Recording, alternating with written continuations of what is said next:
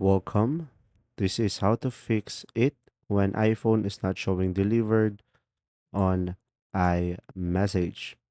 So guys, if that happened to you, one thing that I have researched is just simply restarting your phone. So just simply turn it off and just simply turn it back on and you should be able to fix the issue.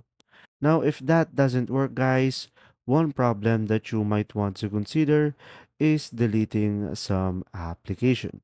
So, guys, sometimes if you have a full storage on your iPhone, this causes the error into your iMessage, but if you have free space and if storage is not a problem, what you could try to do is just simply go through the settings into your device.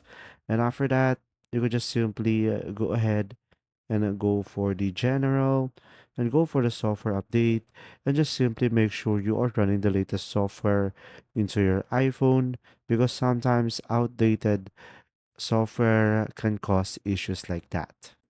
If you found this video helpful, please like and subscribe. And if you have any questions, just simply go ahead and comment down below, and we will do our best to answer them all. And see you in the next video.